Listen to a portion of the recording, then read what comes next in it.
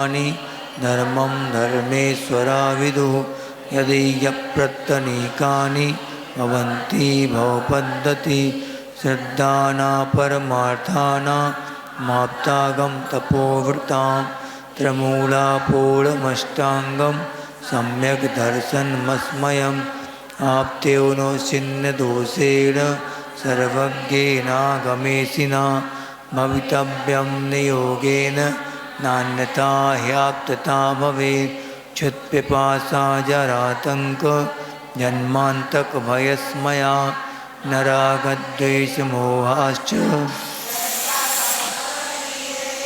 परमेष्टि परं ज्योतिर्विरागो विमलाकृतिः सर्वज्ञोनादिमध्यान्ता सार्वाशास्तोपलाल्यते अनात्मार्थं विना रागै शास्ता शास्त्री सतोहितं ध्वनं शिल्पी करस्पर्शान् मूर्जः किमपेक्षते आप्तोपज्ञमनुल्लङ्घ्य मद्दृष्टिष्टविरोधकं तत्तोपदेशकृत्सार्वं शास्त्रं कापत्यघट्टनं विषयासावसातीतो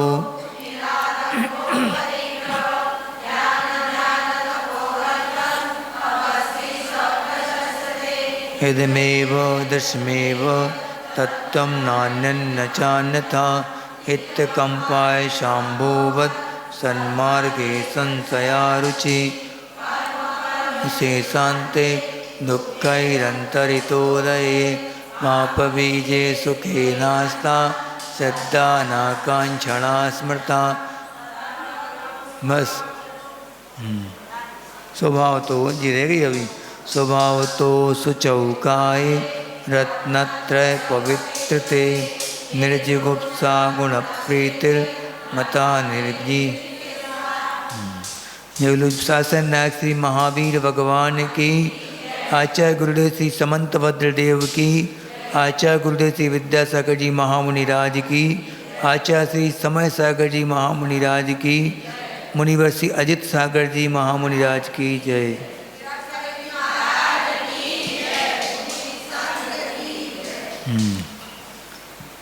सबसे पहले अपन ने कल कहाँ तक पढ़ा? निसंकित, निकांक्षित और निर्विचिकित्सांग भी कल हो चुका था। अब इसमें थोड़ी निर्विचिकित्सांग के लिए और समझें विशेष अपन इस शरीर के स्वभाव के बारे में। इस शरीर कैसा होता स्वभाव से? अशुचि, अपवित्र है शरीर। जिससे टच हो जाए कपड़ा तो फिर वो कपड़ा दोबारा यूज़ नहीं होता। कोई कोई कहता ना महाराज जी हमारी साड़ी हम दूसरे को दे देंगे, वो हार दे लेगा। नहीं, कैसा स्वभाव इसका? केसर चंदन पुष्प सुगंधित वस्तु देख सारी और देह परस्ते होए अपावन निस्दिन मलझारी। झारी माने झड़ता रहता लगातार। इसमें से मलमूत्र की झाड़ निरंतर झलती रहती। इसमें से ऐसा झरना है तो कभी नहीं सूखता। इसको मात्र एक ही तरीका है पवित्र करने का, क्या? रत्नत्रय पवित्रते। या फिर स्त्रियों में कैसे पवित्रता है? तो शील गुण के कारण में पवित्रता आती है। किसके कारण? शील ब्रह्मचर्य के कारण में और पवित्रता आती है। उनकी जो देह है देवों के द्वारा भी वो बंधनी हो जाती। कब? जब उन्हें आर्य आदि बनती हैं या फिर गृहस्थ में रहने के बाद भी अगर शील का निर्दोष पालन कर रही हैं वो, तो उसमें भी क्या हो जाता? अपने आप पवित्रता आती उस शरीर में भी। वो मलमूत्र का भरा शरीर भी वो क्या होने लगता? देवों के द्वारा वो पूजन तो नहीं, यानी बंधन के योग्य हो जाता वो शरीर, ऐसा रहता। इसलिए गुणों की पूजा होती है, वरना 7 कुलादू से भरे शरीर में मात्र एक पूजन का कारण क्या बनते हैं? गुण ही बनते हैं। गुण, वो गुण कौन कौन से हैं? सम्यक दर्शन, सम्यक ज्ञान, सम्यक चारित्र आदि, या सत्य, सोच, ब्रह्मचर्य, सब गुण कहलाते। जितने जितने जितने गुण की अधिकता रहेगी वो सुंदर नहीं भी है शरीर, सुंदर नहीं, देखने में बिल्कुल कुरूप भी है, तब भी वो पूजा जाएगा। जैसे अष्टवक्र एक मुनिराज थे, तो 8 जगह से उनका शरीर टेढ़ा मेढ़ा था। सेनन कैसा था उनका? सेनन तो अच्छा था लेकिन संस्थान गलत था। गलत है हुंडक संस्थान। हुंडक यानी बेडोल संस्थान। संस्थान 6 प्रकार के अपन पढ़ेंगे कभी, कर्म प्रकृति पढ़ी तो तुम लोग पढ़ना। कि संतान कितने प्रकार के होते हैं? 6 प्रकार के संतान होते। शरीर है सब प्रकार का होता। पहला कौन सा? स्वाति संस्थान, वामन संस्थान, कुब्जक संस्थान और हुंडक संस्थान, और कौन सा? कीलक संस्थान, और एक और आता है सबसे पहला समचतुर्थ संस्थान, जो तीर्थंकरों का, महापुरुषों का जो संतान होता है, सामान्य मनुष्यों का जो होता है वो कौन सा? समचतुर्थ संस्थान कहलाता। यानी कि नाप तोल का, यहाँ से यहाँ कितना होगा, मूर्ति बनती ना अपनी जो, वो समचतुर्थ संस्थान से बनती है। कि नाक से कान का नाप, यहाँ से दाढ़ी का नाप, ऐसे सब कुछ बराबर रहेंगे, सब कुछ एक सा रहेगा, वो क्या कहलाएगा? समचतुर्थ संस्थान। समानता रहेगी पूरे शरीर में। कितने लंबे हाथ होंगे उनके। अपना शरीर अपने हाथ के प्रमाण कितना होता है? 3.5 हाथ का होता है। नापना कभी तुम लोग भी अपने अपने हाथ से। एक हाथ ये होता कहलाता है, एक हाथ से। अब 3.5 हाथ का सबका शरीर अपने अपने हाथ से 3.5 लगा लेना हिसाब किताब। नहीं तो तुम सोचो महाराज जी 3.5 हाथ का है तो कोई छोटे कद का है तो उसका तो फिर बहुत छोटा हो जाएगा, सही 2 ही हाथ का रहा। नहीं, ऐसा नहीं, अपने अपने हाथ से 3.5 हाथ का वर्तमान में ऐसा रहता शरीर। तो ये बता रहे कि शरीर की पवित्रता, शरीर का महत्व कब बढ़ जाता है? जब अपन संयम नियम आदि लेते हैं तो और ज़्यादा ये शरीर पवित्र होता जाता। और अगर अपन बहुत स्वच्छता से रहते हैं, खूब अच्छी बढ़िया क्या कहते हैं, डिओड्रेंट वगैरह डालते रहते हैं, सेंट डालते हैं, डाई करते रहते हैं, तो फिर क्या होता है? पवित्र रहेगा शरीर। कितने दिन तक रहेगा? कितने दिन नहीं, घंटे बोलो, कितने घंटे तक वो सेंट काम करेगा? 10, 15, 20, 50 मिनट मान लो, 1 घंटा 2 घंटा मान लो, उसके बाद फिर से फुसफुस करनी पड़ेगी फिर से। इसलिए ये शरीर कैसा है? फुसफुस यानी सेंट छिड़कना पड़ेगा दोबारा, क्योंकि फिर से बदबू देने लगेगा वो। आप एक काम करो, ऊपर रख लो नाभि के पुस्तक को, अपनी नाभि से नीचे नहीं होनी चाहिए पुस्तक है। जिनवाणी कभी भी, हाँ स्टूल पे बैठे तो ऊपर कर लो थोड़ा, तो कुछ और रख लो वहाँ पे, ऊपर हो जाए पुस्तक। ऐसा व्यवस्था से बैठा करो, नाभि से नीचे पुस्तक नहीं आनी चाहिए कभी भी अपनी, क्योंकि धर्मशास्त्र हैं। अपन विनय करके और अच्छे से कर्म निर्जरा करें, इसी भावना के साथ अपन आते। हमने कल मोबाइल तक का बता दिया, जब मोबाइल तक को ऊपर रख दो तो फिर तो पुस्तक है, जिनवाणी है, ठीक है। याद रखना, कुर्सी बैठने वाले याद रखें हाँ याद, आगे याद रखना, सावधानी। अब इसके बाद शरीर के प्रति, अब जैसे रत्नत्रय क्या कहलाता है इसके बारे में पुनः समझो कि अगर सम्यक दर्शन से पवित्र देह है, सम्यक दर्शन से अगर वो संपन्न देह है, तो ये क्या आगे बताएंगे, इनकी गाथा में आएगा कि सम्यक दर्शन से संपन्न अगर कोई चांडाल भी है, यमपाल चांडाल का कहानी आएगी आगे चल के। तो यमपाल चांडाल जो था उसने कौन सा नियम लिया था महाराज जी से? चतुर्दशी के दिन हम हिंसा नहीं करेंगे, किसी को फांसी की सज़ा नहीं देंगे, माने हम चलाएंगे नहीं अपने हाथ से फांसी किसी को, चतुर्दशी के दिन बस। बाकी सब दिन का उसकी छूट थी, बस एक दिन का उसने त्याग किया था। तो वो क्या हो गया, उस नियम के प्रभाव से वो देवों के द्वारा पूजित हुआ, वो चांडाल वंदित हुआ, वो देवों के देवों ने सिंहासन लगा के उसकी और पूजा अर्चना करी, उसके गुणों की अर्चना करी। क्यों? क्योंकि एक गुण में वो महान था। कौन सा गुण? अहिंसा गुण में वो प्रसिद्ध हुआ था। या कि आप लोग कितनी अहिंसा का पालन करते तब भी प्रसिद्ध नहीं हुए। आचार्य समन्वय स्वामी को कोई जैन नहीं मिला, उनको कौन मिला? चांडाल मिला। देखो कितना बड़ा महत्व हो गया अहिंसा व्रत के लिए। और इसमें निसंकेत अंग में प्रसिद्ध कौन हुआ? अंजन चोर मिला, बताओ, चोर। सिद्ध भी बन गए तब भी अभी तक चोर ही कहलाएंगे वो अंजन चोर का जीव सिद्ध हो गया तो कहलाएंगे कौन? अंजन चोर। केवली बन गए तब भी वो अंजन चोर केवली। चोर कहोगे? नहीं, ये तो भूत प्रज्ञापन्न की अपेक्षा है कि भूत में हुए थे कभी चोर, लेकिन अब कौन है हमारे? वो आराधक हैं, सिद्ध परमेष्टि बन गए, वो तो निरंजन बन गए। तो अब अंजन नहीं है, वो निरंजन हो गए वो। अंजन माने होता काजल, काला काला, काजल अंजन। निरंजन यानी कालीमा, कर्म कालीमा से रहित, अब निरंजन सिद्ध परमेष्टि हो गए वो। लेकिन अभी तक अपन क्या कहते? अंजन चोर सिद्ध बन गए। तो ये बताया कि शरीर में अगर पवित्रता का कारण क्या बनता है? गुण। गुण सभी जगह पूजे जाते हैं, शरीर की पूजा सब जगह नहीं होती। शरीर की पूजा तो कहाँ होगी? बस किन की होगी? रत्नत्रयधारियों की गुण होंगे तो शरीर की पूजा होगी, तो पूजा तो कोई नहीं करेगा आपकी, ये पक्की मान के चलो आप। हमने कल क्या बताया था? जितना जितना शरीर से मोह है, राग है, उतना उतना हिंसक है वो व्यक्ति। हाँ, अगर मुनियों को क्यों अहिंसक कहा जाता? इसलिए कहा जाता क्योंकि उनने शरीर से लगाव कम कर लिया। कायोत्सर्ग करते हैं बार बार, क्यों करते मुनिराज? 28 कायोत्सर्ग कृतिकर्म बताए गए मुनियों के, तो वो कृतिकर्म तो करना ही पड़ेंगे उनको। माने 28 कायोत्सर्ग आपको दिन में तो करना, कम से कम 28 तो करने पड़ेंगे। कायोत्सर्ग का मतलब क्या होता? काय से ममत्व को छोड़ देना। अब काय आपकी है ही नहीं, जब तक आप सौचोक्षवाद से का नमोकार पढ़ रहे, या तो नमोकार पर ध्यान जाए या फिर आत्मा के पर ध्यान जाना चाहिए। माँ की कोई भी चीज़ शरीर की तरफ तो ध्यान तिल तो समात भी न जाए, वो कहलाएगा कायोत्सर्ग। उस समय मुनिराज के ऊपर चाहे कितने उपसर्ग हो जाएं, वो डिगेंगे नहीं, अपने उपसर्गों से कभी भी च्युत नहीं होंगे, अपनी साधना से, आत्म साधना से, वो कहलाएगा कायोत्सर्ग। तो ऐसे कितने 28 कायोत्सर्ग मुनियों को करना अनिवार्य रहता है। तो देव वंदना के भी शामिल हो जाएंगे, और इसके बाद भक्ति के जो होते हैं 4 कायोत्सर्ग उसके, और आचार्य भक्ति के, सिद्ध भक्ति के सभी कायोत्सर्ग उसमें जुड़ जाएंगे, प्रतीकमण के भी, तो सब मिला के 28 होते हैं। ऐसे 28 कायोत्सर्ग करके, कायोत्सर्ग इसलिए बताए गए हैं क्योंकि हर बार आपको वार करना है। किसके ऊपर वार करना है? किसको तोड़ना है?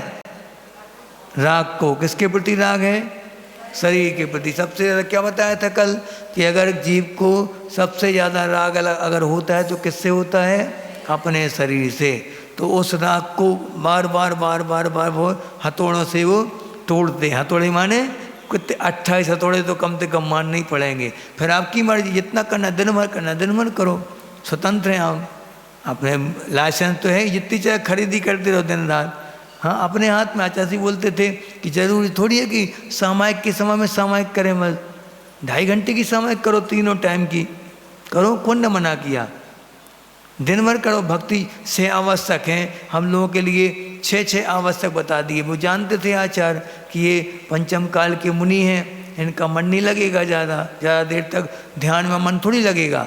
ध्यान का काल कितना है? अंतर मुहूर्त मात्र है बस। अंतर्मुहूर्त यानी 48 मिनट के अंदर अंदर का काल अंतर्मुहूर्त का काल कहलाता। इसके बाद नियम से मन उठेगा, यहाँ वहाँ भटकेगा। तो यहाँ वहाँ भटकने की अपेक्षा उनने 6 चीज़ें बता दी कि आपका या तो समता यानी सामायिक में लीन रहो, फिर इसके बाद समता समारे थुति उच्चारे। थुति यानी स्तुति करो भगवान की, 24 तीर्थंकर भगवान की स्तुति करने लगो, या फिर वंदना। वंदना यानी किसी एक तीर्थंकर की वंदना करना, वंदना कहलाता। स्तुति यानी 24 तीर्थंकरों की स्तुति, ठीक है। अब इसके बाद वंदना, स्तुति और प्रत्याख्यान, प्रतिक्रमण, और क्या रह गया? देखो, समता समारे थुति उचारे, वंदना जिन देव की, नित्य करें प्रत्याख्यान, प्रतिक्रमण हो गया, और कायोत्सर्ग जी सबसे ज़्यादा अनिवार्य है, ठीक है। इन 6 में कोई कमी नहीं रखना। आचार्य जी बोलते हैं कि दिन भर कायोत्सर्ग करते रहो, थोड़ी देर 1 मिनट लगेगा, 2 मिनट, 1 मिनट के लिए हो सकता है आत्मा की अनुभूति हो जाए, टच हो जाए, वहाँ पे शुद्ध उपयोग की भूमिका बन जाए, हो गया कल्याण अपना। बार बार टच करते रहो। जब भी मन विचलित होने लगे या डामाडोल होने लगे, थोड़ा लगने लगे कि या निराश से होने लगे, उदास से होने लगे, तो तीर्थंकर भगवान अपने साथ हैं। किसी भी तीर्थंकर की स्तुति पढ़ लो और एक कायोत्सर्ग कर लो, अपने आप मन ठिकाने पे आ जाएगा। क्योंकि मन का स्वभाव क्या होता है? इधर उधर भागता है। बंदर को देखा कभी? बंदर कभी पेड़ की एक शाखा पर शांत नहीं बैठता, वो रात में बैठता है बस, दिन में तो वो उछलता फूंता रहता है, ऐसा टहलते रहेगा दिन भर। ऐसे ही मन रूपी बंदर के लिए खीर में लगाने के लिए कितनी डालियाँ दे दी आचार्यों ने? 6 डालियाँ दे दी। 6 डालियों पे उचकने दो उसको खूब। हाँ, बस नीचे नहीं आना चाहिए। नीचे आने विषय सामग्री पंचेंद्रियों के विषय में नहीं आए मन। बस आचार्य ने क्या लिखा? बहुत अच्छा दुआ लिखा आचार्य ने, एक सुंदर हिंदी में उन्होंने लिखा कि अपने मन की व्यथा बता रहे वो कि संसारी जीवों के मन का हाल क्या है। सुन लो ध्यान से, सबके मन का हाल क्या है कि क्या हो गया है मुझको समझ में न आता, क्यों बार बार मन बाहर दौड़ जाता, स्वाध्याय ध्यान करके मन रोक पाता, पैस्वान सा सदा मल शोध लाता। नहीं समझे? समझे क्या? नहीं, मुंडी सबकी हृदय थी, हमसे अच्छा लग रहा हो, सबको समझ में आ रहा होगा। देखो इसका मतलब ये कि क्या हो गया है मुझको समझ में ना आता, क्यों बार बार मन बाहर दौड़ जाता। ये एक साधक बोल रहा है, क्या बोल रहा कि मैं स्वाध्याय ध्यान करके मन रोक पाता। कुछ देर हम स्वाध्याय ध्यान करते हैं तो मन क्या हो जाता, रुक जाता, मन वो लग जाता थोड़ा मन। और पे माने किंतु, लेकिन स्वान सा सदा मल शोधला। स्वान यानी कुत्ता, स्वान यानी क्या होता, कुत्ता। कुत्ते को आप कितने अच्छे आइटम खिलाओ, खीर पूड़ी सब खिलाओ बढ़िया, लेकिन वो जब जैसे ही छोड़ोगे आप उसको बाहर, कहाँ जाएगा वो, मल यानी गंदगी पे मुंह मारेगा, वो पक्का है, नियम है जो उसका, सूंघेगा उसको जाके या खाएगा। तो ऐसे ही अपना मन है, जब तक आप स्वाध्याय ध्यान करते रहेंगे, यहाँ बैठे रहेंगे, महाराज जी लोगों की संगति करते रहेंगे, स्वाध्याय घर में करेंगे, तो क्या होगा, मन लगा रहेगा। काय में लगा रहेगा, स्वाध्याय आदि में। उसी में भी अगर स्वाध्याय में भी मान लो किसी के महल का प्रसंग आ गया, महल का वर्णन चल रहा, तो महल, हमारा महल भी था ऐसा, हमारा मकान भी था, महल जैसा लगता था। ये क्या है, यहाँ भी वहाँ चले गए अपन, बैठे यहाँ शरीर से, मन कहाँ चला गया, यूरोप इंग्लैंड सब जगह घुमाता मन वो, यहाँ बैठे बैठे। ऐसा यात्री है वो, कोई टिकट नहीं लगती, न वीजा चाहिए न कुछ चाहिए, यहाँ बैठा बैठा लंदन अमेरिका एक कर देगा वो सब पूरा, बिल्कुल, ना उसको कोई वीजा चाहिए, विदेश तक हुआएगा चाहे तो, पूर्व का सोचने लगेगा। पिछले महाराज जी चतुर्मास में आए थे, उनने ऐसा बोल दिया था, हमने ऐसा कहा था, ऐसे हार दिए थे, यहाँ बैठे हैं, वो कहाँ कहाँ चला जाता मन, कहाँ कहाँ घुमाता भगवान जाने। और फिर अब थोड़ा सा भी विचलित होने लगा और संभाल लिया, तब तो जीत गए। और थोड़ा सा भी विचलित हुआ और फिर अपन और सोच जानबूझ के क्या कुरेत के अपन और सोचने लगे, खुदो के, तो फिर क्या होगा, अब तो फिर ठिकाना ही नहीं। फिर तो ऐसा कि बंदर है कोई, वैसे ही स्वभाव से बंदर चंचल होता है, और बंदर दारू पी ले, फिर तो फूलों की माला पहन ले बढ़िया शानदार, और ऊपर से बिच्छू काट दे उसके लिए, फिर देखो मजा, एक सेकंड भी शांत बैठेगा वो, बैठ नहीं सकता। ऐसे ही तो मन है, तुम पंचेंद्रिय के विषय में लगाओगे, संयम तो कुछ है नहीं जीवन में, कोई नियम कानून कुछ है नहीं, कोई मर्यादा है नहीं, तो फिर क्या होगा, ऊपर से और पंचेंद्रिय के विषय सहजता से मिल रहे, मोबाइल हाथ में है, बस फिर तो चांदी है, सोना ही सोना है। ऐसा होता, मोबाइल में तो पूरी दुनिया मुट्ठी में बंद है तुम्हारे, जो चाहो वो खोल लो आप मोबाइल से, आपके हाथ में है, शक्ति है मोबाइल, एक शक्ति का मन वचन काय, ये तीन क्या है, शक्ति, बल कहलाते। बल कितने प्राण होते हैं शरीर में, 10 प्राण, पंचेंद्रियों के 10 प्राण होते, कौन कौन से, 5 इंद्रिय, मन वचन काय 3 बल, और आयु स्वसुखवास, ये 10 प्राण होते हैं। तो मन को क्या कहा गया है, बल, शरीर को क्या कहा गया है, बल, वचन को क्या कहा गया, बल। वचन में वो बल होता है मुर्दे तक को जिंदा कर सकता चाहे सामने वाला तो, और जिंदा व्यक्ति को मार भी सकता, इतना बल होता वचनों में। वचन बल बहुत जबरदस्त होता कि व्यक्ति उत्साह फूंक देता जीवन में। आचार्य को देखो, आचार्य जब प्रवचन करते थे, अच्छे बूढ़े तक थिरकने लगते थे, युवाओं में जोश भर जाता था बिल्कुल। क्यों? क्योंकि वचनों का बल, अब जैसा उसका उपयोग करें वचनों का वैसा होगा, वो शक्ति है एक। मन का जैसा उपयोग करेंगे आप, अच्छा हो या बुरा, वो वैसा काम करेगा। और काय, शरीर का भी आप जैसा मन वचन काय का उपयोग करेंगे वैसा होना है। 6वें अध्याय का सूत्र कौन सा है, काय वांग मनः कर्म योगा, यानी कि मन वचन और काय की क्रियाओं को क्या बोलते हैं, योग बोलते हैं। इसी योग से आश्रय होता है, अपन दिन भर मन वचन काय की प्रवृत्ति करते रहते हैं, दिन रात चलता है, एक सेकंड के लिए भी किसी का मन वचन काय रुकता नहीं, चाहे मुनि हो चाहे आप लोग हों। आप सोच लो अब। लेकिन शुभ अशुभ कर्म का बंध अपने हाथ में थोड़ा बहुत अंश में है। कैसे?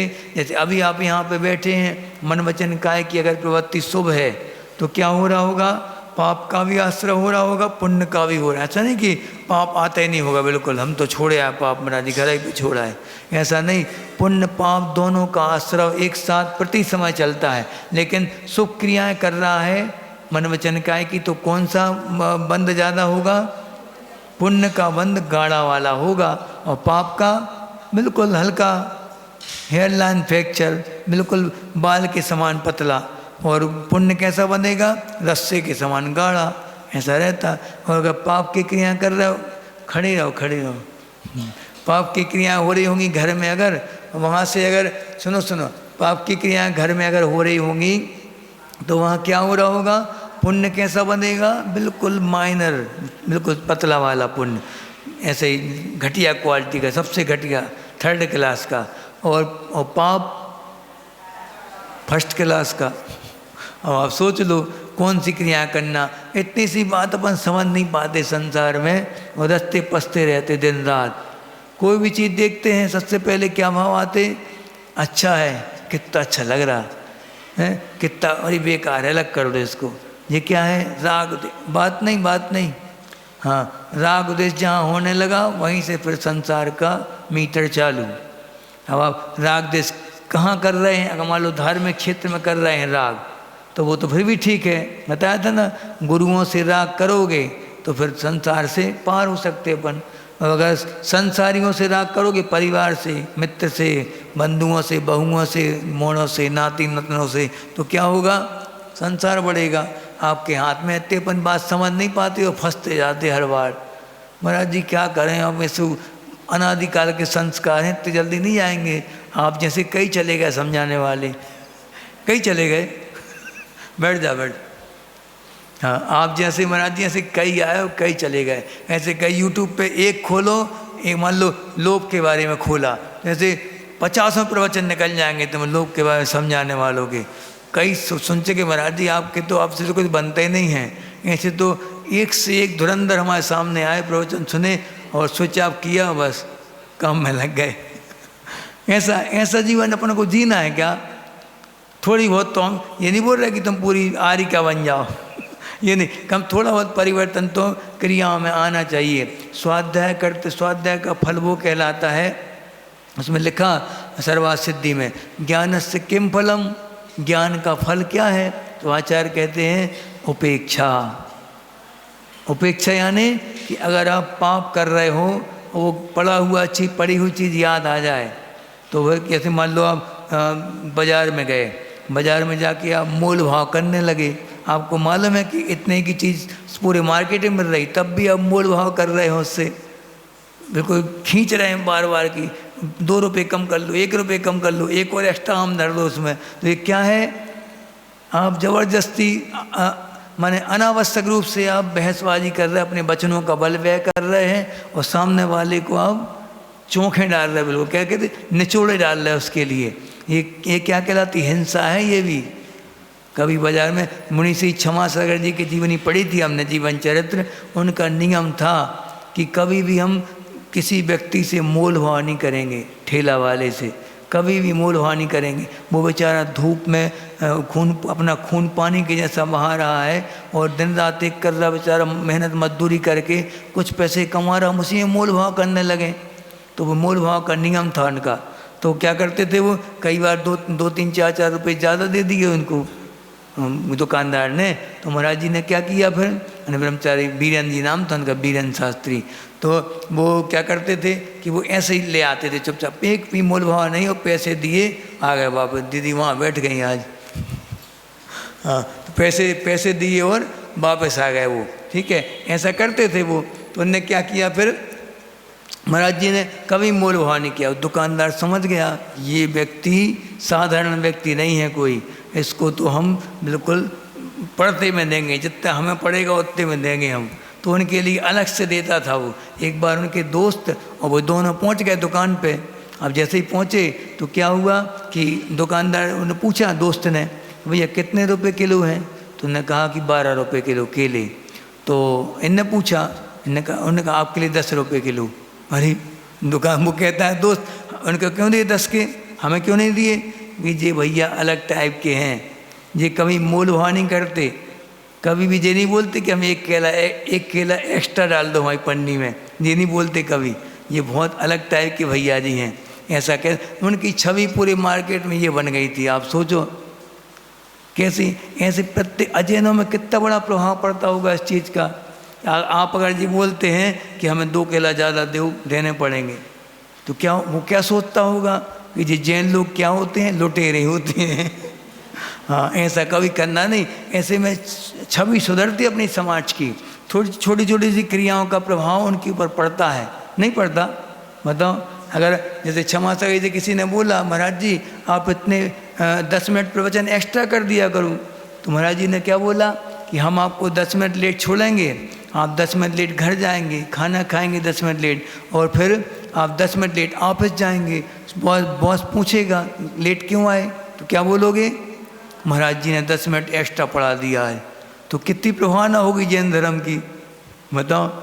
अब प्रभावना होगी इससे कि इनके गुरु को कोई वो नहीं रहता क्या, टाइम टेबल का कोई ज्ञान नहीं रहता कि क्या टाइम है, कब छोड़ना, कौन सी चीज़। इनके गुरु तो और शानदार होना चाहिए, बिल्कुल मैनेजमेंट वाले, शानदार मैनेजमेंट वाले कि अच्छे श्रृंगार किए हों, कपड़े पहने हों बढ़िया बढ़िया, ऐसे श्रृंगार नहीं। इनका जीवन जो है चलता फिरता अनुशासन होना चाहिए इनका जीवन। तो फिर गुरुओं से आप लोग जुड़े हो तो ये तो सीखो कम से कम जीवन है अपने, कि हमारी चर्या से सामने वाले के ऊपर प्रभाव क्या पड़ रहा है वो अपन को समझना चाहिए इस बात के लिए अच्छे से। चाहे वो झाड़ू पोछा लगाने वाले अपने घर के कर्मचारी हों, चाहे कोई भी हो, हमसे तो हमारे कर्मचारी खुश रहते थे बहुत, क्योंकि हम सहयोग करते थे उनके काम में। ये नहीं कि वो काम अपन कर रहे हो वो आगे अब तो वही करेगी, चल धर दो, पटक दो और कपड़े ला के धर दो, हम जे ही धोएं, पैसे तो दे रहे हैं, फ्री में थोड़ी घर वाले तो वो भी तो मनुष्य है कि नहीं, बताओ। अपने यहाँ बताया गया परस्परोपग्रहो जीवा नाम, ये सूत्र है 5वें अध्याय का। इसका मतलब क्या है कि एक जीव दूसरे जीव का उपकार करता है, करना चाहिए। कैसे? गुरु शिष्य के ऊपर उपकार करता है, शिष्य गुरु के ऊपर करता है। हमारे गुरु का शिष्य के ऊपर उपकार समझ में आता है, लेकिन शिष्य कैसे गुरु के ऊपर उपकार करता है? तो उनकी आज्ञा को मानकर, बताओ, नहीं करता। कि जैसे पिता है, पिता को पिता किसने बनाया? पुत्र ने। तो पुत्र का पिता के ऊपर उपकार हो गया, उनकी आज्ञा मान रहा, उनके कुल का नाम रोशन कर रहा, तो वो क्या हो गया? वो उपकार। एक दूसरे के ऊपर, नौकर मालिक के ऊपर उपकार करता है, कैसे? उनका ईमानदारी से काम करके करता है, और मालिक नौकर के ऊपर करता है पैसे आदि दे के उसको। ये एक दूसरे, इसलिए कभी ये नहीं सोचना कि हम पाल रहे सबके लिए, हमारे नौकर को हम पाल रहे अपने अनुसार, नहीं, दोनों एक दूसरे के उपकारक हैं। इसलिए कभी अहंकार का भाव आना नहीं चाहिए। जैनों को तो नहीं आना चाहिए, क्योंकि आप लोग जानकार हैं इस बात के, उसको थोड़ी पता है ये बात, तुम्हें पता है। इसलिए हम उससे नहीं बोलेंगे, नौकर चाकर तो थोड़ी बोलेंगे ये वाली बातें कि तुम्हें कैसे आचरण करना, तुमसे बोलेंगे, क्योंकि हमारी क्लास में तो तुम लोग आ रहे हैं, नौकर थोड़ी आ रहा। मालिक हमारे हाथ में है, नौकर नहीं हाथ में। उनको तो सुधारा जा सकता है, नौकर को नहीं सुधारा जा सकता। उनको तुम लोग सुधारोगे अपने व्यवहार से, कैसा व्यवहार करना, ठीक है। ये शरीर के प्रति राग जितना जितना अधिक होगा उतने उतने वो हिंसक, लोभी, कसाई व्यक्ति होगा।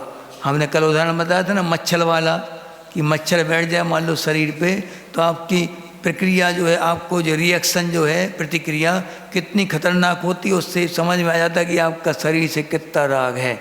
जैसे पट्ट से आपने उसको मार दिया, भले ही मरा नहीं मरा, वो मारने लगे तुम, तो बहुत अधिक राग है वह शरीर से, छूट नहीं रहा, और आराम से उसको हल्के से भगा दिया तो अभी थोड़ा थोड़ा हल्का हो रहा है, राग होने लगा। मैंने ज्ञान का फल क्या है कि क्रियाएं करते करते और शुभ विचार मन में आ जाए कि हमें ऐसा करना नहीं। महाराज जी ने बोला था नीचे देख के चलने, नीचे देख के चलने से जीव की रक्षा होती है, और हम जा रहे हैं बिल्कुल ऐसे ऐसे घूमते घूमते जा रहे, सब देखते जा रहे बढ़िया। अचानक बात याद आ जाए, महाराज जी ने कहा था कि देखना नहीं आवा, नीचे देखो। अपन ने देख लिया, अपन ने उस क्रिया को छोड़ दिया, ऊपर देखने की क्रिया को। ये क्या हो गया?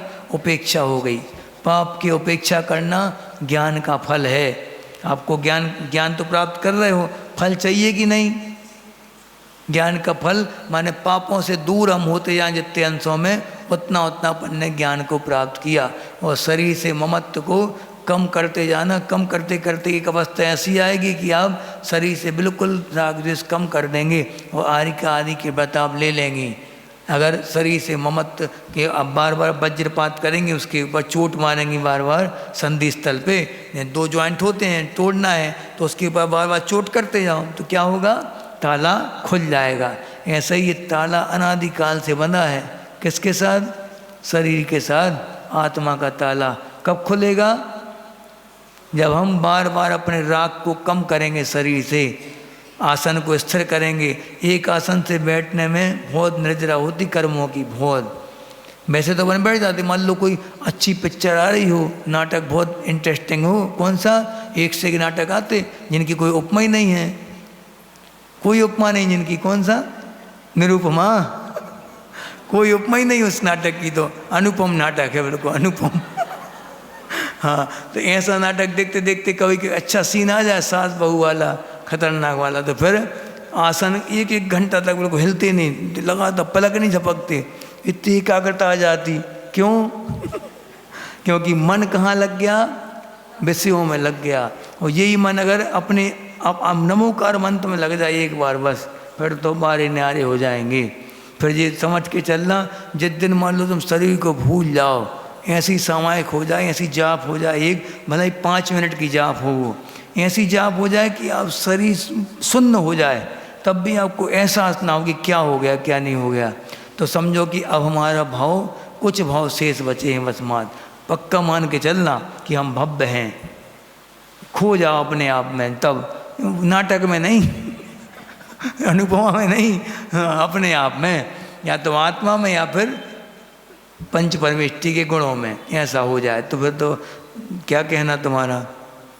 चलो, ऐसा होता नहीं महाराज जी। अब होता क्यों नहीं? क्योंकि आप लोग क्या चाहते हो कि हम माला फेरने बैठे और मुनि जैसी समायक हो जाए हमारी एक बार में सीधी, ऐसा होगा?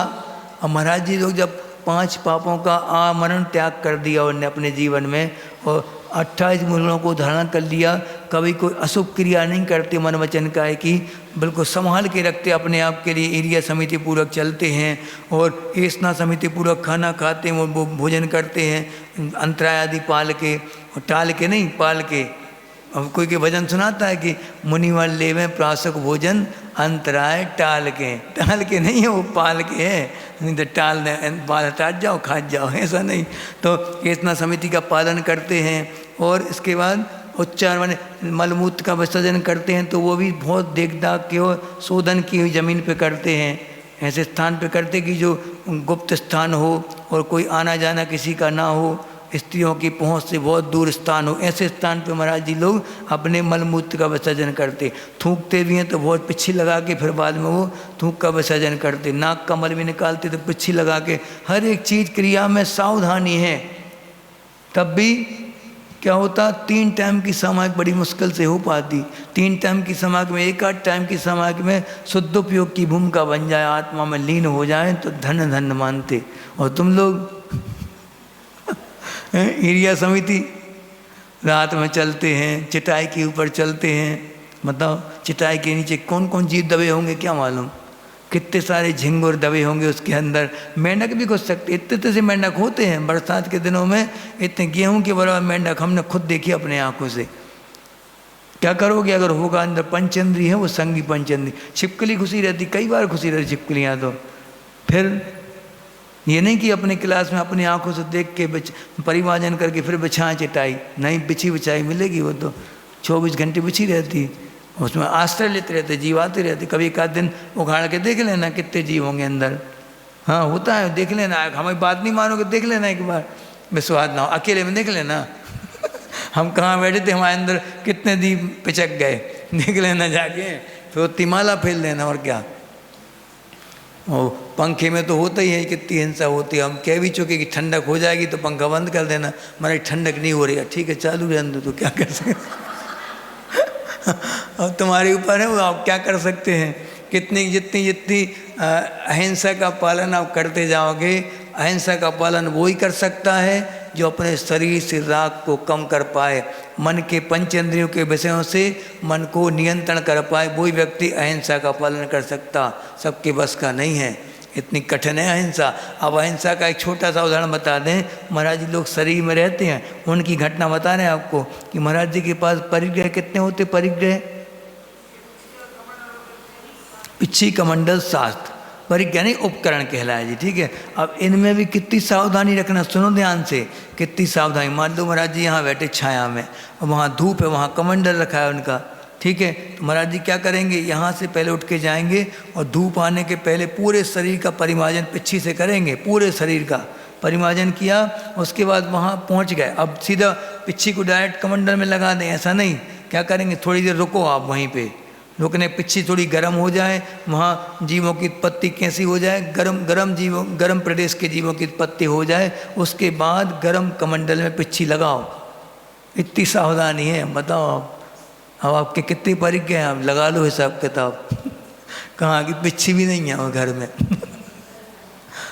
तलवाड़ा में तो एक ही घर में पिच्छी नहीं होगी, नहीं होगी, है एक ही घर में है, देखो। और तो वो तुम्हारे लिए थोड़ी है पिच्छी वो अब तुम्हारी कबर होगी जब लगेगी पिच्छी। अभी तो तुम्हारे घर में रखनी शोभा बढ़ाने के लिए, मैं इसके लिए कि हमने व्रत लिए थे आर्य से या मुनि से किसी से भी, इसकी प्रतीक स्वरूप रखी गई है वो पिच्छी, तुम उपयोग करने नहीं है वो। तो फिर महाराज जी लोगों की इतनी सावधानी रखनी पड़ती 3 चीज़ों में। तुम्हारे पास तो ढेर लगा है, कोई सीमा भी नहीं बांधी अभी तक। कितनी साड़ी, कितने मोबाइल, कितनी गाड़ी, कितने लैपटॉप, कितनी दुकान, कितने मकान, कुछ हिसाब किताब वही नहीं। महाराज जी जितने आ जाए सब आन दो, आने दो महाराज जी, आने दो सबको, हम तो और चाहिए और चाहिए। पूछा जाए किसी से कि भैया कब तक वो है तुम्हारी FD, कब तक मानोगी, तो वो क्या कहेंगी, महाराज जी मन नहीं भरता। शरीर कैसा होता जा रहा है, शिथिल होता जा रहा है, इंद्रियां पूरी बिल्कुल लटपट हो गई, इंद्रियां पूरी कुछ काम नहीं कर रही, नाक में सूंघने की क्षमता नहीं बची, तब भी सेंट लगाना अनिवार्य है। तब भी सेंट लगेगा जरूर शरीर पे। और दिख नहीं रहा ऊपर का, ऐना में भी साफ साफ नहीं दिख रहा कि सामने सफ़ेद बाल हैं कि नहीं, देख चश्मा लगा के देख रहे सफ़ेद बाल हैं कि नहीं, तब भी डाई लगेगी पूरे बालों में। ये क्या है, ये क्या शरीर से आसक्ति नहीं है। नहीं महाराज जी हमारी कोई आसक्ति है ही नहीं, शरीर को तुम कुछ समझते ही नहीं है, तो फिर क्यों डाई लगा रही हैं, कि दूसरों को दिखाने की लगा रहे। महाराज जी हम तो अपने लिए तो करते ही नहीं कुछ, हमने अपने लिए कुछ खाया नहीं कभी, बहुओं बेटों के लिए जिंदा है बस। ये बोलती महिला, लेकिन लास्ट में जब वो लिपस्टिक और ये डाई माई लगा के निकलती तो फिर लगता है कि देखो कैसे ठग रहे हैं दुनिया के लिए, कैसी ठगाई है, हाँ राम दुहाई है ये। हाँ ऐसा होता। और तुम दूसरों को नहीं ठग रहे, खुद के लिए ठग रहे अपन। इसलिए बहुत सतर्क रहें इस मामले में कि शरीर से टेस्ट करते रहें कितना कितना राग है। इनके शरीर को जो संपन्न करने वाले, शरीर को हष्ट पुष्ट करने वाले जितने साधन हैं, उन साधनों के ना मिलने पर हम ज़्यादा भड़कें ना, तब तो हम समझ जाएंगे कि राग कम हो रहा शरीर से।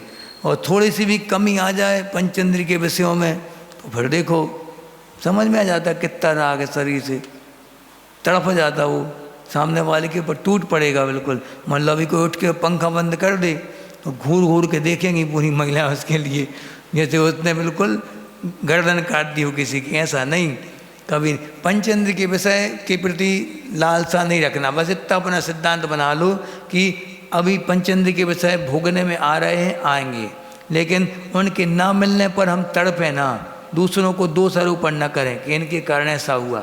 बस इतना सा मतलब है शरीर से अपने ममत्व करने का। ऐसा नहीं बोल रहे कि तुम सबको उपवास कर लो, बैठ जाओ, जब तक मरने जब तक उपवास करते रहो, ऐसा नहीं, ऐसा नहीं बोल रहा है। पंचेंद्र के विषय भोगने में तो मुनियों के भी आते हैं, लेकिन मुनि उसमें राग देश नहीं करते, कभी भी फंसते नहीं हैं। आप लोग फंस जाते इसे पता नहीं, कभी जो साड़ी मिल गई, जैसी मिल गई, जो खाने मिल गया, चुपचाप खा के आ जाओ, बस ये मतलब हुआ इसका गाथा का। अपन अगली गाथा पढ़ें आज। अमूढ़ दृष्टि अंग का लक्षण। अमूढ़ दृष्टि किसे कहते बताएंगे आगे, देखो। का पते पति दुखानाम का पतस्थे प्रसम्मति असंप्रक्तिरनुत्कीर्ति रमूढ़ा दृष्टिरुच्यते। का पथे पति दुखानां का पतस्थे प्रसम्मति असंप्रक्तिरनुत्कीर्ति रमूढ़ा दृष्टिरुच्यते। कौन से नहीं बनेगा पढ़ते? नहीं, ईमानदारी से बता दो, पर फिर से पढ़वा दें, अच्छे से पढ़वा दें, कोई एक एक उच्चारण करवा के बन जाएगा सबसे। बोलो।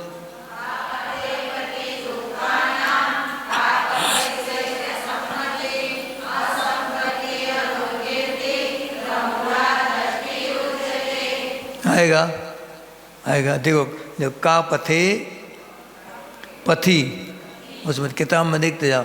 का पथे पथि दुखानाम का पथस्थे प्रसम्मति प्यसम्मति प्रसम्मति असंप्रक्ति रनुत्कीर्ति रमूला दृष्टि रुच्यते। पढ़ो अब सब लोग एक साथ पढ़ना।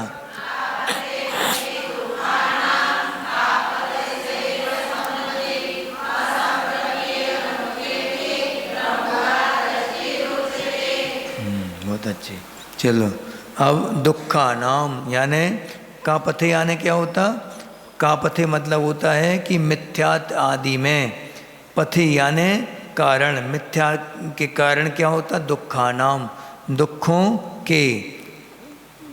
का पथस्थे प्रसम्मति, का पथ में स्थित, अपि माने भी, का पथ में स्थित को भी, असम्मति यानी कि सम्मति यानी होता अनुमोदना। क्या होता? अनुमोदना यानी उसके मन में भी अपने उसके प्रति भाव ना हो, उसके किसके प्रति? मिथ्यात्व के प्रति, या जो मिथ्यात्व में चलने वाले हैं उनके प्रति। असंप्रक्ति, असंप्रक्ति यानी क्या कहा? शरीर से सराहना नहीं करना, यानी कि काय से बिल्कुल तालियां बजाने लगो उनके लिए। देखो जब भी जुलूस निकलता है, कुछ होता वाले उनकी महिमा मंडन होता है तो अपन तालियां बजाने लगे या महिमा गाने लगे उनकी, तो ये क्या? ये भी नहीं करेगा सम्यक दृष्टि जीव। कौन सम्यक दृष्टि जीव? अमूढ़ दृष्टि जो अंगकारधारी होगा वो। और अनुत्कीर्ति, कीर्ति माने होता है वचन से बोलना, कीर्ति। अनुत यानी क्या होता? वो उत्कीर्ति नहीं करेगा उनकी कभी भी। उत्कीर्ति माने कीर्तन नहीं करेगा, वचनों से भजन गाने लगे उन्हीं के, जय जय जय जय जय, बिल्कुल जय जय होने लगी उनकी। ये क्या है? जय जयकार होने लगा, तो ये भी नहीं, प्रशंसा नहीं करना वचनों से कभी। और अमूढ़ा दृष्टि, अनुत्कीर्ति ये हो गया। असंप्रक्ति यानी क्या बताया था? शरीर से सराहना नहीं करना। और अनुत्कीर्ति माने वचनों से भी सराहना या उनकी अनुमोदना नहीं करना। अमूढ़ा दृष्टि उच्चते, उच्चते माने कहा गया है, अमूढ़ दृष्टि वो कहा गया है। कैसा? कि कापथ में जो स्थित हैं, दुखों के जो कारण हैं, पथि माने कारण, कापथ में दुखों के कारण, और कापथस्थ, कापथस्थ यानी मिथ्या मार्ग में जो स्थित हैं, लगे हुए हैं मिथ्या मार्ग में, उनकी असम्मति, असम्मति यानी सम्मति नहीं देना उनको, कभी भी ज़्यादा भाव नहीं देना उनके लिए, ठीक है। और असंप्रक्ति यानी शरीर से भी नहीं, और अनुत्कीर्ति यानी वचनों से भी उनकी कीर्ति नहीं गाना कभी भी। अमूढ़ दृष्टि उच्चते, अमूढ़ दृष्टि व्यक्ति ऐसा होगा, अमूढ़ दृष्टि अंकधारी, वो कभी भी ऐसे लोगों की क्यों नहीं देना? महाराज जी दुश्मनी है क्या उनसे? कुछ दुश्मनी नहीं है, बस मार्ग हमने समझ लिया। सच्चा मार्ग कौन सा है? जिनेंद्र देव के द्वारा बताया मार्ग सबसे बड़ी शरण है संसार में। इसलिए हमें जब मालूम पड़ जाए कि कौन देव, शास्त्र, गुरु, इन तीनों के अलावा कहीं भी अहिंसा का समर्थन होता नहीं है, पूर्णतः अहिंसा का पालन कहाँ होगा? तो देव सात्व गुरु की शरण में होगा।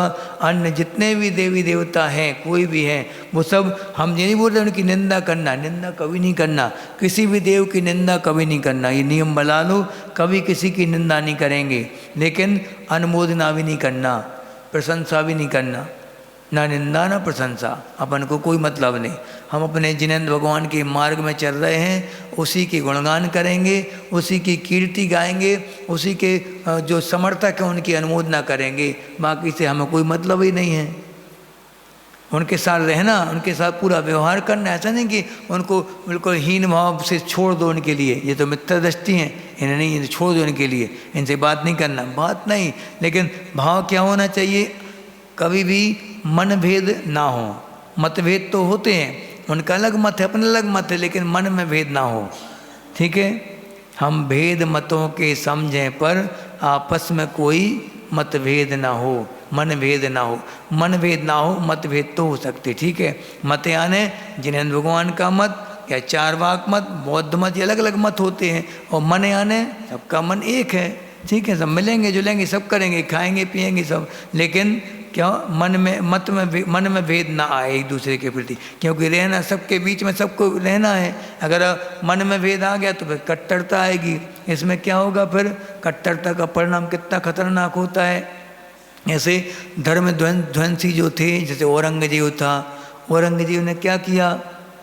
हिंदुओं के मंदिर, बौद्धों के मंदिर, जैनों के मंदिर लाखों की संख्या में तोड़े उसने, लाखों की संख्या अभी भी मिलते हैं। ऐसे खजुराहो जाओ, अब खजुराहो में एक भी प्रतिमा सुरक्षित नहीं छोड़ी उसने, ऐसे प्यारे प्यारे मंदिर थे। खजुराहो जाके जब लगता, हम जो खजुराहो में चाची चतुर्मास किया था, हम उस समय थे 16-18 की बात है जी, ऐसा वैभव समझ में आता है खजुराहो में। शिल्प कला का अगर साक्षात नमूना देखना हो तो खजुराहो को देखो, खजुराहो में जाके देखते कि इतना प्यारा मंदिर है, पार्श्वनाथ मंदिर, वहाँ इतनी बढ़िया वेदी बनी है भगवान की, इतनी प्यारी वेदी कि उसमें लगता कि यहाँ जो भगवान होंगे वो कितने ज़बरदस्त होंगे, लेकिन वो प्रतिमा गायब कर दी गई, मालूम नहीं वो प्रतिमा कहाँ गई। इतना गजब का मंदिर जिसने बनाया होगा, उसने भगवान अच्छे नहीं बनाए होंगे क्या? ऐसी प्रतिमा होगी कि मनहारी प्रतिमा होगी वो, लेकिन उस प्रतिमा का आज तक पता नहीं कहाँ है प्रतिमा, वो कौन ले गया यहाँ से प्रतिमा। वो विदेशों के म्यूजियम में हो सकती प्रतिमा, वो ऐसा नहीं कि भारत में हो, क्योंकि विदेशी लोग भी आए तो उनने भी खूब प्रतिमा यहाँ से ढो के ले गए। ब्रिटिश म्यूजियम में आज भी अपने जिन भारतीय संग्रह पुस्तक है ना, उसके मूल पृष्ठ पे एक प्रतिमा बनी रहती, उसमें आदिनाथ और महावीर की प्रतिमा बनी है एक, वो अभी लंदन के म्यूजियम में आज भी प्रतिमा रखी है वो वाली। इतनी मनोज्ञता रहती थी अपनी प्रतिमा में तीर्थंकरों की कि वो लोग भी लट्टू हो जाते थे उनको देख के प्रतिमाओं को। कौन लोग? ईसाई लोग जो आते थे वो भी कहते थे कि हमें चाहिए प्रतिमा, इतनी सुंदर प्रतिमा रहती थी, वो ले जाके अपने स्थापित कर देते थे। क्यों? बीतराग प्रतिमा क्यों सबको अच्छी लगती, और प्रतिमा क्यों नहीं ले गए? वो अपनी प्रतिमा क्यों ले गए? क्योंकि इनसे बिल्कुल क्रूरता कहीं से कहीं तक नहीं मिलती अपनी प्रतिमाओं में। आप देखना कभी किसी भी मंदिर में जाना, भारत के दुनिया के किसी भी दिगंबर मंदिर में जाना, प्रतिमाओं को देखना, शांति मिलेगी कि क्रूरता मिलेगी? बताओ। कहीं कोई प्रतिमा, कोई व्यक्ति बैठ जाए, किसी भी जाति का हो, कोई भी कास्ट का व्यक्ति हो, वो देखेगा प्रतिमा को तो वाह वाह करेगा। वो ऐसी शांति, ऐसी सौम्यता कहीं नहीं मिलती। और अन्य देवी देवताओं में देख लो आप, उत्तेजना मिलती वहाँ पे, काम की लालसा और बढ़ जाती। जब वो देखते कि नर नारी एक साथ बैठे हैं तो क्या होगा? वासना जागृत होगी कि काम विकार कम होंगे? बताओ। वासनाएं और ज़्यादा भड़केंगी उनको देख के। और खजुराहो में ऐसे मंदिर भी बनाए गए उन लोगों के, हिंदुओं के भी। उन्होंने वो जो उस समय अध्यात्म का इतना ज़्यादा जोर था, सभी लोग अध्यात्मिक की ओर बढ़ रहे थे, सभी जैन धर्म का इतना ज़्यादा प्रभाव था कि नर बच्चे बच्ची सबके सब मात्र एक जैन धर्म की रट लगाए थे बस। तो उनको वहाँ से हटा के और विवाह आदि में लगाने के लिए फिर वो मंदिर बनाए गए थे खजुराहो में। हिंदू मंदिर जो बने थे ना वहाँ पे बहुत सारे बने, सैकड़ों की संख्या में है। उनका लक्ष्य क्या था? उन्होंने फिर काम शास्त्र के ऊपर वो ऐसे ऐसे चित्र बनाए वहाँ पे, उनको देख के लोग और फिर वापस उनके काम आदि में सेवन में लीन हो गए सबके सब, और विवाह आदि क्रियाएँ चलने लगी सबकी। उनका मत भी फिर जोरदार होने लगा। ऐसा होता था पहले। तो ऐसा क्यों? क्योंकि बीतराग प्रतिमा में कभी भी इतना आकर्षण तो होता है, लेकिन कामुकता कहीं नहीं होती। जैसे कामदेव और तीर्थंकर, इन दो ही रूपवान होते हैं। तीर्थंकर जैसा रूप किसी का नहीं होता दुनिया में। कामदेव भी उनके आगे नतमस्तक हो जाता। और कामदेव का रूप और तीर्थंकर के रूप में अंतर क्या है?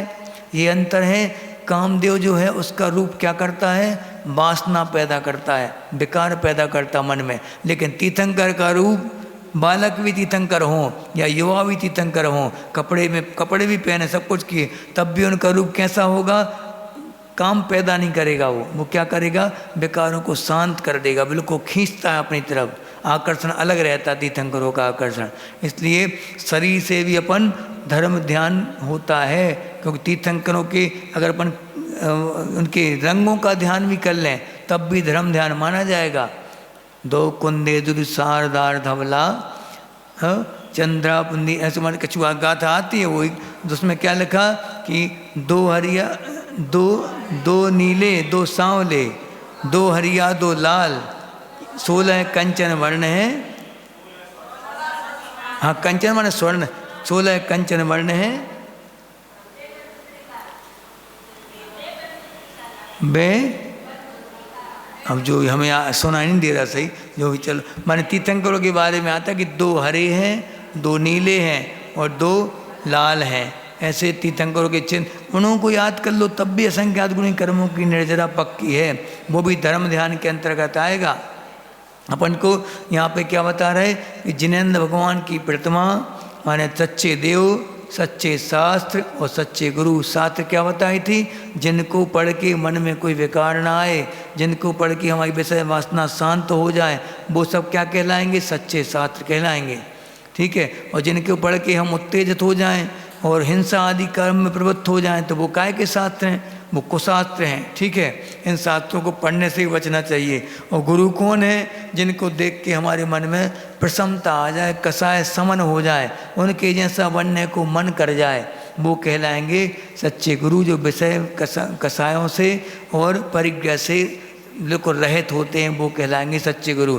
इनके अलावा जितने भी हैं उनकी हम ना प्रशंसा करेंगे और ना उनकी बुराई करेंगे और ना उनकी अनुमोदना करेंगे कि आरती उतार लो थोड़ी सी, बगल में पांडाल लगा है, झांकी सजी है, चलो अपन आरती तो करें, आओ प्रसाद तो ले लो। हैं आ जाते ना कई बार, तो व्यवहारिकता में लेना पड़ता, ले लिया, लेकिन उनको आस्थापूर्वक नहीं, श्रद्धापूर्वक एक तरफ रख दिया, बाद में उनके सामने ले लिया, वही आस्था है उनकी। ठीक है। लेकिन उसमें कभी भी अपने मन वचन काय में कभी उनकी प्रवृत्ति में शामिल नहीं होना, कभी भी याद रखना ये वाली बात। अच्छे, क्योंकि सम्यक दर्शन में दोष लगता और दोष लगते लगते नष्ट भी हो सकता। बड़ी मुश्किल से तो मिलता है सम्यक दर्शन, और ऐसे ही गंवा देंगे अपन तो फिर क्या मालूम कब मिलना फिर उसके बाद। ठीक है। इतने ही रहने दो आज, अपन और विस्तार से इसको पढ़ेंगे अच्छे से कल। और उपगुहन अंग आएगा कल। उपगुहन के बारे में बहुत अच्छे समझना है अपन को, क्योंकि जरूरी है आज के समय में, ये बिल्कुल नहीं हो रहा पालन उपगुहन अंग का। बोधि समाधि परिणाम शुद्धि स्वात्मोपलब्धि से विशोक सिद्धि चिंतामणिम चिंतित वस्तुदाने त्वाम बंद मानस मस्तुदे।